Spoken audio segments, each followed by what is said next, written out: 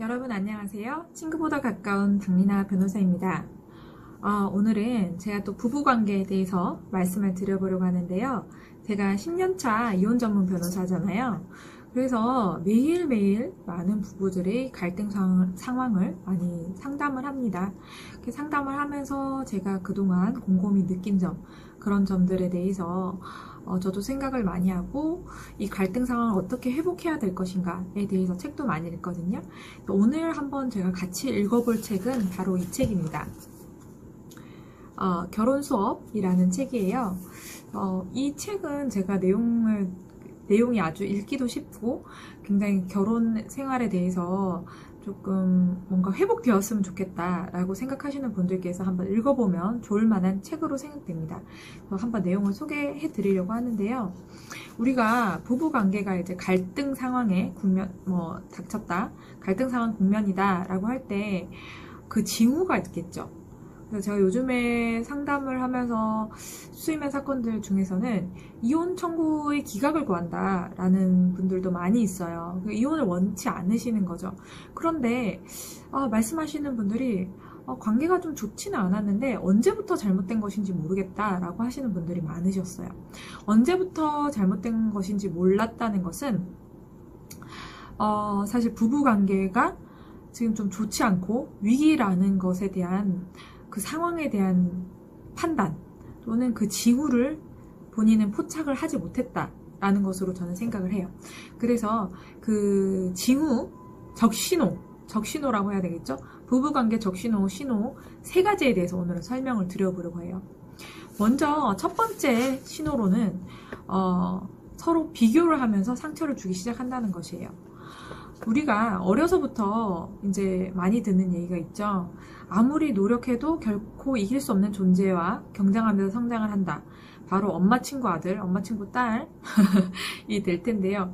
얼마나 이제 엄마 친구는 잘났는지, 그 친구는 그렇게 됐다더라. 이런 얘기를 듣는데, 저도 크면서 그런 얘기를 조금, 크면서까지는 아니고, 다 커서 조금 들었었는데요. 아버지께서 친구 딸은 판사가 되었다더라. 그래서 제가 변호사가 되었는데 좀 그 부분에 대해서 좀 아쉬움을 말씀하시는 그런 부분을 들었는데요. 어쨌든 우리는 이길 수 없는 존재를 또 이제 결혼을 하면 또 만나게 됩니다. 바로 아내 친구 남편 또는 남편 친구 아내입니다. 그러니까 상대방 친구의 배우자들이 굉장히 잘해준다. 어떻게 하는지, 당신은 아냐, 이런 얘기를 통해서 이제 배우게 되는데요. 친구의 아내 또는 친구의 남편을 기준 삼아 말하는 순간 서로의 그 논쟁은 논쟁이 아니라 전쟁이 되어버린다는 것입니다. 그래서 비교와 비난을 일삼게 되었다. 일단은 서로의 잘못된 점에 집중하는 것보다는 그 점을 누구와 비교를 하기 시작했다. 그러면 일단은 애착관계, 제가 지난 영상에서 애착이 굉장히 중요하다 말씀드렸는데요. 애착이 손상되기 시작했다라고 보셔야 합니다. 애착이 견고하다는 것은 상대방에 대해서 기본적으로 존중을 하기 때문에 그 애착이 많이 손상되었다 보기 힘들거든요. 왜냐면 상대방을 기본적으로는 존중을 하고 있기 때문에 다른 사람과 비교해서 상대방을 깎아내리려는 시도를 아직 하진 않는다는 것이에요. 근데 그런 시도를 하고 있다? 그리고 그런 비난을 한다? 그러면 굉장히 상처를 받게 되겠죠? 그러니까 그런 부분은 참 적신호라고 생각이 됩니다.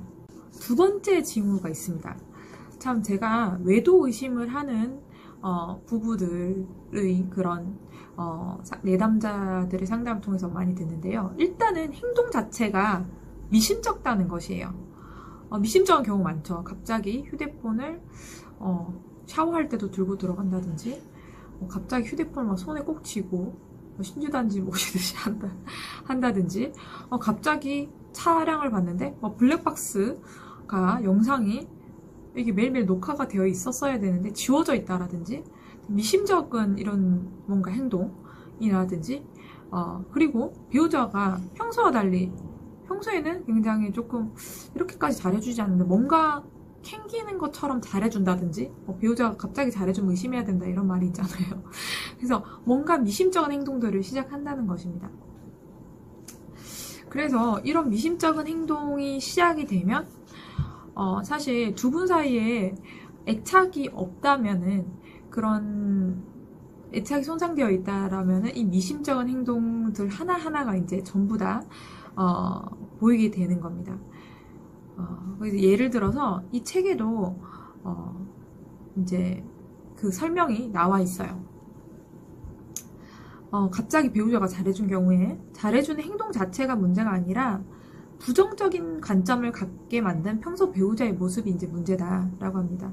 배우자의 어떤 모습이 애착을 손상시킨 것인지 기억을 한번 더듬어 보도록 하자. 예를 들어서 아내가 하루 종일 아기를 돌보다가 지쳐서 남편에게 도움을 청했으나 번번이 거절되었다고 합니다. 아내는 아픈 아기를 간호하느라 한숨도 못 자고 아기 업고 밀린 일 하느라 허리가 부서질 듯이 아팠다고 해요. 아내의 마음속에 서운함이 커지고 있었고 남편에 대한 애착도 믿음도 사라졌다고 합니다. 그런데 만약 남편이 갑자기 아기도 내가 돌보고 설거지도 다 하겠다고 호기롭게 말한다면 아내는 어떤 기분이 들까요? 너무 힘들어서 도움을 요청했을 때 먼 산만 바라보던 남편이 갑자기 상반된 모습을 보인다면 이를 즐겁게만 받아들일 수 있을까요? 그리고 이 남편은 내가 갑자기 잘해주는데 왜 아내가 이렇게 부정적으로 받아들이지? 라고 할 수 있을까요?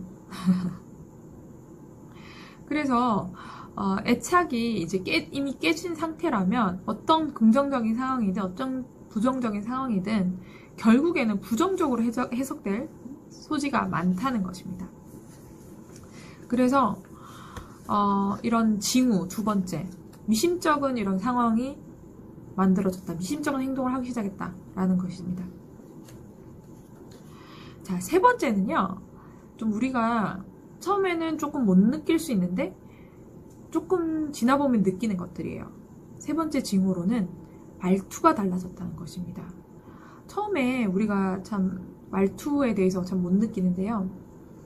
우리 연애할 때 한번 생각해 볼까요? 얼마나 서로 말투가 다정했습니까? 그쵸? 뭐 누구야 그러고 애칭도 부르기도 하고 얼마나 다정했습니까? 그때는 참 너무너무 생각해보면 행복했죠. 그런데 그 애칭 자체가 누구 엄마, 누구 아빠 이렇게 바뀌었어요. 바뀌고 나서 말투도 이제 더 이상 다정하지가 않고 뭐 단답형에 꼭 필요한 말만 한다든지, 그리고 말투 자체도 어떻게 보면 그 말투만 들었을 때는 굉장히 냉랭할 수 있는 말투로 변했다는 거예요. 그리고 별거 아닌 말을 했는데 갑자기 욱하고 화를 내거나, 아무 별 중요한 말 안 했는데 갑자기 사소한 얘기를 했는데 아내가 갑자기 막 짜증을 엄청 내는 겁니다. 그리고 표정도 어둡고 이제 말을 하지 않는 거예요. 아예 침묵. 내가 어떤 말을 해도 침묵을 취한다.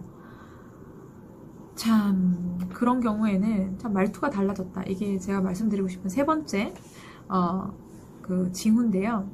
그런 말을 이제 이런 말투를 하기 시작했다는 것은 이미 부부관계에 지금 애착이 참 손상이 많이 되었다라는 판단이 됩니다. 왜냐하면 이 책에서도 67페이지에 나와 있는데, 정서적으로 서로 가까이 있다고 생각이 되면 귓속말로도 자신의 감정을 전달할 수 있습니다. 작게 말해도 충분히 배우자에게 마음이 전달된다는 확신이 있기 때문이죠.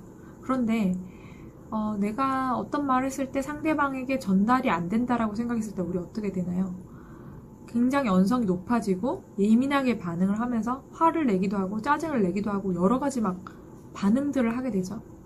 우리는 사실 굉장히 감정의 동물이에요, 사람은. 그래서 감정의 동물이기 때문에 우리 스스로 상처받지 않기 위해서는 우리가 스스로 방어를 하는 그런 방어 기제가 본능적으로 있습니다.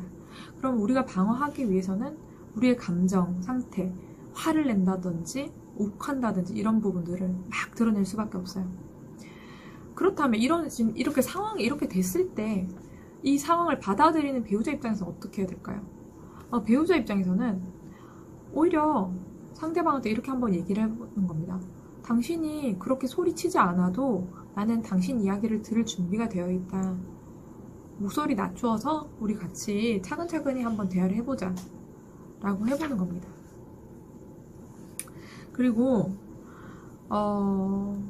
언제든지 준비가 되어 있을 때 나하고 대화를 하자 라고 얘기를 해보는 겁니다. 왜냐면 상대방이 굉장히 상처가 심하고 어떤 식으로 위축이 되어 있을 때 대화를 하자 이렇게 계속 얘기를 하는 것은 오히려 상대방을 위축시킬 수도 있는 것입니다. 본인은 지금 대화하고 싶지 않은데 이 대화의 장에 강제적으로 올라가게 되는 그런 느낌을 받을 수가 있거든요. 그런 경우에는 상대방에게 시간을 주고 그리고 그때까지 내가 기다릴 수가 있다. 그리고 우리 문제에 대해서 진지하게 한번 이야기를 해보자 라는 식의 접근도 도움이 된다고 합니다. 그리고 제가 이 소송을 해볼 때도 이런 방식이 굉장히 도움이 되었다는 것을 저도 임상을 통해서 많이 확인을 했습니다. 자, 부부관계에 있어서 누구든지 상처받지 않고 사는 사람이 없습니다. 부부관계가 너무 행복하기만 하고 상대방만 배려하고 이런 사람은 거의 잘 없잖아요. 왜냐면 살면서 여러 가지 변수들이 생기고 그 변수들에 의해서 우리는 사실 아까도 말씀드렸지만 감정적인 동물인과 동시에 나약하기 때문에 어떤 식으로든 상대방한테 의지하고 감정적으로든 경제적인 것으로든 현실적으로도 의지하고 싶은데 그러한 의지가 되지 않을 때 상대방에 대해서 사실 실망을 하게 되는 것이죠. 그렇게 되면 이 가정을 유지를 해야 되나? 라고 상대방 입장에서 생각할 수 있는 것입니다. 그래서 상대방에게 이 가정을 유지해야 될 이유를 주게 되면 상대방이 이혼을 결심하는 일이 없겠죠. 그래서 제가 이혼 전문 변호사지만 그 이혼이라는 상황에 오지 않도록 하기 위한 이런 징후, 두 분 사이에 어느 정도 지금 적신호가 들어왔다라는 징후를 지금 3가지를 말씀드렸는데요. 이 징후를 참고하셔서 이 징후를 좀 현명하게 잘 해결할 수 있도록 먼저 최고의 방법을 한번 찾아보시고요. 이러한 징후를 더 이상 해결할 수가 없다, 이미 강을 많이 건너왔다 라고 하는 경우에만 이혼을 결심하는 것이 어떠신지 한번 이렇게 말씀을 드려보겠습니다. 그러면 오늘 영상은 여기까지고요. 저는 다음 영상에서 또 부부 관계를 위협하는 시기에 대해서 한번 설명을 드려보겠습니다. 저는 그럼 다음 영상에서 뵙도록 할게요. 감사합니다.